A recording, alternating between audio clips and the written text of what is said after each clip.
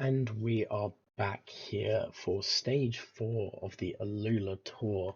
Here we have Pidcock in our leader's jersey next to his teammate Leopins in that national champs jersey of, I think it was Austria or whatever we ended up deciding.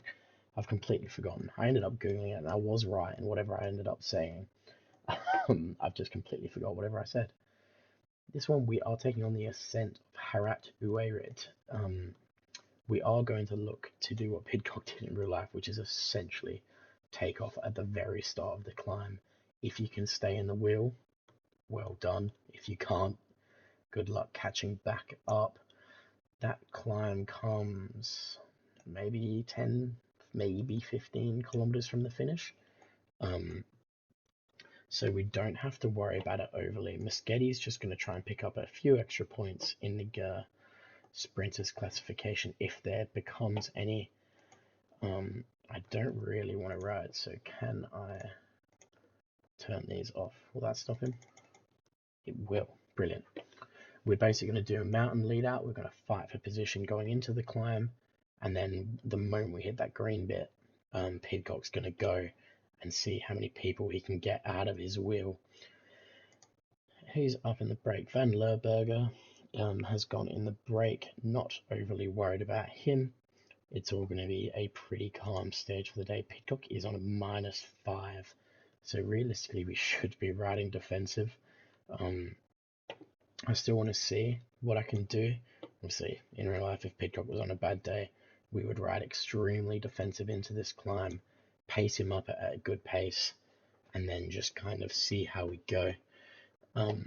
But with this video, I want to see if we can really go on the thing, as he's one of the stronger riders in this race. And I think with the length of the climb and distance to the finish, and leaving his teammates in the chase group, it shouldn't be that big of a time difference. They shouldn't be able to take the minute and 45 seconds on him that they would need to. Is Muschetti going to have a sprint here? No, despite me putting him as an objective. Oh, he just decides to sprint very late. Okay, can't do a whole lot about that. Real life, I believe Pidcock went early on this, really took it by storm and kind of sent over the top. A real show of force in his new Q36.5 colours. They have to be happy with how Pidcock has raced so far in his short tenure with them. It's at least 2 stage wins that I'm aware of. I haven't fully caught up on all the racing, but 2 stage wins and just really taking the race by storm, and showing how strong he is, and showing that it was the right move for him, and in getting out of Ineos, and letting him ride these smaller races, pick up some confidence, and then go after some cobbled and kind of hilly stage and classics and monuments. Now here is where we do go and try and make sure we have position. I'm just going to use Leopins. He's got decent hill. Everyone else is too far back and honestly is on a bad race day condition, and I cannot be bothered, which is not ideal. Leopins is going to just sit right up the front. Pidcock's going to find his way across and not use energy flares. Once he gets that back, which he should do soon, we are going to up it. Leopins is actually as good on the hills today as Pidcock, and arguably would do better because of these kind of bonus stats on the right hand side. I believe they call them passive stats or something. I might just get everyone as a free element so that no one tries to protect Pidcock. They can all just do whatever they want for the remainder of this stage. Leopins is coming to the front. Pidcock's going to pop his energy gel. We're here. I'm going to make Leopins do everything he can to stay as high up in this group as humanly possible. But this is where Pidcock is going to start to go the moment we hit that red. We get ready, and then he launches. Leopins stays at the front at whatever pace is required. Pidcock gets his gap and starts to drill it. Can we keep the gap? Hatherley coming and following. Don't get as much of a gap as we'd have wanted. So Pidcock kicks again. Sees if he can force some sort of gap out of anyone. Does get some degree of a gap, although closed very quickly by Abrahamson. With everyone struggling, he opens back up and gets that 11-second gap. 9 kilometers to go, and Pidcock is away. He's going to have to put everything he's got into this hill. Jagat tries to close the gap. Can't do it. Does the gap extend out? It does, out to 10 seconds, 15 seconds. Jagat about to find a gap. He does. Pidcock gets the time. The time gap back will put. Why can't I? There you go. 14-second gap from Pidcock to the lead group. Does anyone have it in them to chase him down? He's going to continue trying to pull away. Although I think the power of the peloton and them rolling turns is going to be enough.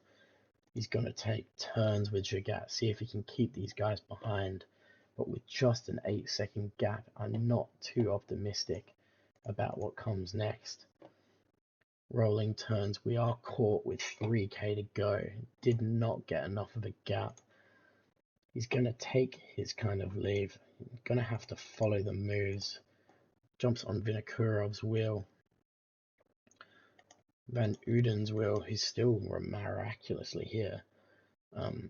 That is the ideal wheel going into this sprint. Just kind of following, and that'll pick us up maybe a 5 or a top 10. Top 5, I reckon. That'll absolutely do us. Pidcock holds on to his green jersey after trying something over that climb. Hadley celebrates his teammate's victory. Well ridden by all of our team today. Obviously, most of them did not a whole lot, but Pidcock launched his attack, got the gap, was clearly the strongest up the climb, and clearly had enough left, given he got the 5th place in the end of the stage. But yeah, as we look at the results page, Luka Mezgec gets his stage win. Obviously not the favourite, given Christoph and Van Uden were still in the group. Verratti taking a good position, given he has weaker stats than everyone else. The top 10 was a little bit scuffed, likely due to just energy usage earlier in the stage. Tudor have not had the best of races in this game and this version. Points overall, Pidcock stays in 2nd but gets jumped by Christoph, which is mildly annoying. Moschetti still down there in 9th with 9 points in 10th. Moschetti is still highest in that as well, no one there, and we are dead last on the team classification. We are all in on Tom Pidcock. As in tomorrow's stage, we have a flat everything pretty much for the 5th and final, 5th and final stage of our ALULA Tour. It's going to be flat. Can we hold on, win ourselves the green jersey, the overall with Tom Pidcock, and can we pinch Moschetti a stage win? Find out next time.